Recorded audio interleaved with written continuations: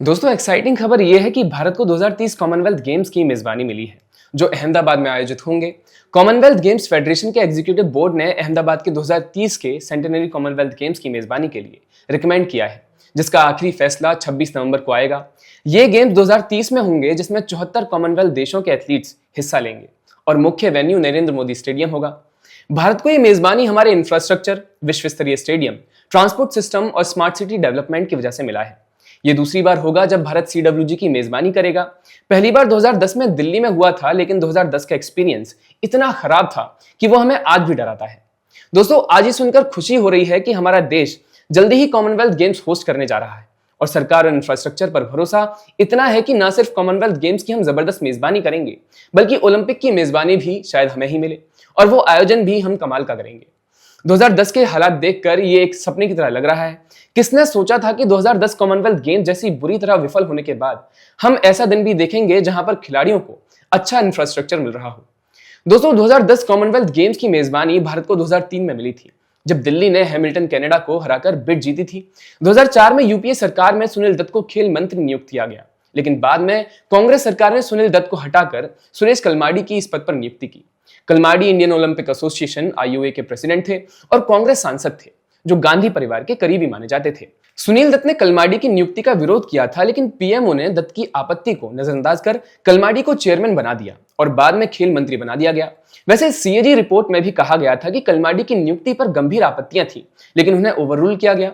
यह फैसला बाद में सीडब्ल्यूजी स्कैम की जड़ साबित हुआ, क्योंकि कलमाडी ने कॉन्ट्रैक्ट्स में मनमानी की थी। 2010 कॉमनवेल्थ गेम्स दिल्ली में 3 से 14 अक्टूबर तक आयोजित हुए थे।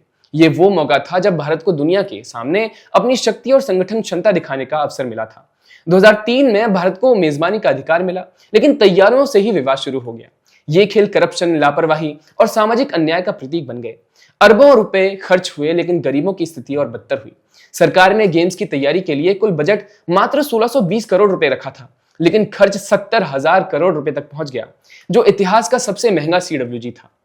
जहां कांग्रेस के ही नेता मणिशंकर अय्यर गेम्स को आम आदमी से अनरिलेटेड बता रहे थे, उस समय उनकी मनमोहन सरकार ने दिल्ली में करीब 4 लाख लोगों को झुग्गी झोपड़ियों से बेदखल किया था, ताकि गेम्स विलेज बनाया जा सके। साथ ही एनवायरनमेंट पर भी इसका असर पड़ा, क्योंकि जहां पर फैसिलिटीज ने मॉल्स और महंगे अपार्टमेंट्स बनाए गए। आप कह सकते हैं कि बिड जीतने के बाद यूपीए सरकार को याद आया कि इसके लिए तैयारी भी करनी पड़ती है, और जल्दबाजी में उन्होंने आनन फानन में तैयारियां तो की, पर तैयारियों से ज्यादा करप्शन पर फोकस किया गया। गेम्स विलेज बनाने के दौरान लेबर लॉज का बड़े पैमाने पर उल्लंघन हुआ। 4 लाख से ज्यादा मजदूरों को न्यूनतम मजदूरी से कम वेतन दिया गया। 50 से ज्यादा मजदूर दुर्घटनाओं में मारे गए। सीएनएन ने 7 साल के बच्चों को कंस्ट्रक्शन साइट्स पर काम करते पाया। ह्यूमन राइट्स संगठनों ने 70 से ज्यादा मौतों की रिपोर्ट की। मजदूरों के कैंप्स में कोई सुविधा नहीं थी और बीमारियां फैल रही थी। यहां तक कि ऐसी रिपोर्ट सामने आई थी कि इस दौरान वहां पर सेक्सुअल सिलेवरी भी बढ़ी। गरीब इलाकों से लड़कियां दिल्ली लाई गई और जबरन प्रोस्टिट्यूशन में धकेली गई। सेंट्रल विजिलेंस कमीशन (सीवीसी) ने जुलाई 2010 में 14 सीडब्ल्यूजी प्रोजेक्ट्स में इरेगुलरिटी पाई। 129 कामों की जांचों में कॉन्ट्रैक्ट्स को ज्यादा कीमतों पर दिया गया। खराब क्वालिटी और अयोग्य एजेंसीज को काम मिला। ऑर्गेनाइजिंग कमेटी (ओसी) के चेयरमैन सुरेश कलमाडी पर मुख्य आरोप थे। क्वींस बेटन रिले (क्यूबीआर) में एएम कार और वैन हायर लिमिटेड को बिना टेंडर के ज्यादा रेट्स पर ठेका दिया गया। Timing, scoring, result (TSR) system का ठेका स्विस कंपनी को 1576 करोड़ में दिया गया, जबकि स्पेनिश कंपनी का बिड 620 करोड़ रुपए था, जिसे 956 करोड़ का नुकसान हुआ। टॉयलेट पेपर $2 का $80 में, सोप डिस्पेंसर $2 का $60 में और मिरर 98 का $220 में खरीदा गया। ओसी के ट्रेजरर अनिल खन्ना ने इस्तीफा दिया, क्योंकि इनको बेटे की कंपनी को टेनिस कोर्ट का ठेका मिला। कॉमनवेल्थ पैसे लूटने का जरिया बन गया था, जिसमें टॉयलेट पेपर स्कैंडल तक किया गया। यानी एक रोल टॉयलेट पेपर $80 में खरीदा गया, जबकि इसकी मार्केटिंग प्राइस ₹100 से भी कम थी। मेडिकल और अन्य एएम कार्स को ट्रांसपोर्ट कॉन्ट्रैक्ट में भी ओवरचार्जिंग की गई। जब सीडब्ल्यूजी स्कैम सबके सामने आया, तब सीबीआई ने कलमाडी और ललित बनौत, वीके वर्मा आदि को गिरफ्तार किया। तैयारी इतनी खराब थी कि गेम से पहले कई देशों ने बॉयकॉट की धमकी दी, जिससे भारत की इमेज और खराब हुई और बेइज्जती भी हुई। 2009 में सीजीएफ चीफ माइक फिनेल ने कहा कि कॉमनवेल्थ गेम्स खतरे में है, क्योंकि 19 में से 13 वेन्यूज का काम अधूरा पड़ा है। 22,000 वॉलंटियर्स में से 10,000 ने इस्तीफा दे दिया था। टिकट सेल्स बहुत कम हुई थी। कई इवेंट्स में स्टेडियम खाली थे। ओपनिंग सेरेमनी में भीड़ थी, लेकिन अन्य इवेंट्स में नहीं। एक भारतीय एथलीट ने बताया कि ऑनलाइन टिकट सोल्ड आउट तो दिख रहे थे, लेकिन वेन्यू खाली थे। जैसे तैसे गेम्स की शुरुआत हुई तो मैनेजमेंट की कमियां सामने आई। ऑस्ट्रेलियन डेलीगेशन ने शिकायत की कि एथलीट्स को पशुओं जैसा ट्रीटमेंट मिला था। अफ्रीकन देशों ने यहां पर रेसिज्म के आरोप लगाए। उन्होंने कहा कि उन्हें ऑस्ट्रेलिया न्यूजीलैंड से कमतर सुविधाएं दी गई।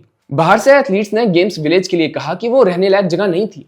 मिसमैनेजमेंट से यहां पर गंदगी फैली हुई थी। खिलाड़ियों के कमरों के पास कुत्तों का मल पाए गए। स्कॉटलैंड, कनाडा, न्यूजीलैंड ने भी इसी तरह की शिकायतें की। सीडब्ल्यूजी स्कैम में सीबीआई द्वारा जेल गए ललित बनौत ने उस वक्त कहा कि वेस्टर्न और इंडियन सफाई के मानक अलग हैं, जिसका पूरी दुनिया में मजाक उड़ाया गया। बताइए कौन से इंडियन स्टैंडर्ड में कुत्ते की पॉटी सुंदर मानी जाती होगी और गंदगी नहीं?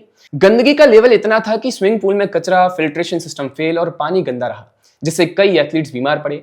इस दौरान डेंगू के 3000 केसेस सामने आए। कमजोर इंफ्रा के चलते जवाहरलाल नेहरू स्टेडियम का फुटब्रिज गिर पड़ा था, जिससे 23 लोग घायल हुए। वेटलिफ्टिंग वेन्यू की छत टूटकर गिर गई। बॉक्सर अखिल कुमार का बेड टूट गया। सिक्योरिटी के लिए लंगूर्स को तैनात किया गया ताकि वो बंदरों को भगाया जा सके। हम मजाक नहीं कर रहे हैं, ये सच में हुआ था। टेरर थ्रेट्स के चलते Australian discuss champion Dani Samuel's ने सिक्योरिटी रीजन से हिस्सा नहीं लिया। साथ ही इंग्लैंड, स्कॉटलैंड, न्यूजीलैंड ने बॉयकॉट की धमकी दी। दोस्तों, ये घोटाला इतना बड़ा था कि 70,000 करोड़ का गबन किया गया। इंटरनेशनल स्तर पर मीडिया ने इसे टॉयलेट पेपर स्कैंडल कहा। कॉमनवेल्थ गेम्स फेडरेशन के चीफ माइक फिनेल ने कहा कि दिल्ली सीरियसली कॉम्प्रोमाइज्ड है। एथलीट्स विलेज में सांप, कुत्ते, गंदगी की तस्वीरें वायरल हुई। भारत को ग्लोबल स्तर पर अपमान झेलना पड़ा और ये हमारी इमेज को दशकों पीछे ले गया। आप सोचिए कि करप्शन का स्तर इतना अधिक था कि शेखर गुप्ता, जो कि एक जर्नलिस्ट हैं, उनकी कंपनी पर भी आरोप लगे थे।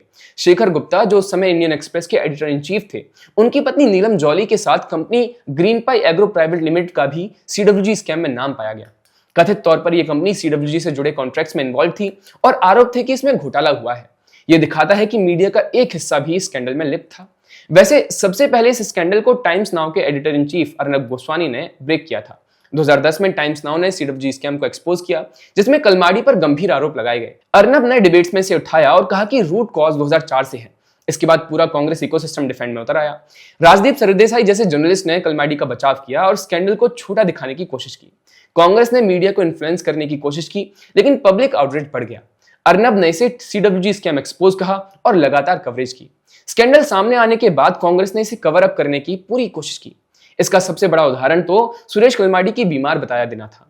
कांग्रेस इकोसिस्टम कह रहा था कि कलमाडी को डिमेंशिया यानी मेमोरी लॉस की बीमारी हो गई है। ये था सीडब्ल्यूजी स्कैम और इससे जुड़ी भयानक यादें। यूपीए सरकार में हुए कॉमनवेल्थ गेम्स में हमें इतना ट्रॉमा दिया कि किसी ने फिर सोचा ही नहीं कि भारत भी कभी इंटरनेशनल टूर्नामेंट्स होस्ट कर सकता है। पर आज हमारे पास पहले से इंफ्रास्ट्रक्चर मौजूद है और क्रिकेट से लेकर अन्य खेल आयोजनों में हमें एक्सीलेंट स्पोर्ट्स मैनेजमेंट देखने को मिला है। दोस्तों, हम 2010 के करप्शन और मिसमैनेजमेंट से बहुत दूर आ चुके हैं। अब ट्रांसपेरेंसी, अच्छी गवर्नेंस और डिजिटल मॉनिटरिंग है। सरकार 2036 ओलंपिक्स की तैयारी कर रही है। कॉमनवेल्थ गेम्स तो ओलंपिक्स की तैयारी के लिए ट्रायल रन है। ये समय है जब भारत खेल क्षेत्र में भी दुनिया को दिखा देगा कि we are here to play a long game. वैसे आपको अब लॉबी से रोने की आवाजें सुनने को मिलने तो लगी होंगी कि कॉमनवेल्थ के लिए अहमदाबाद को ही क्यों चुना गया। इसका जवाब हम हमारी नेक्स्ट वीडियो में देंगे। इसके लिए बने रहिए पैम्फलेट के साथ।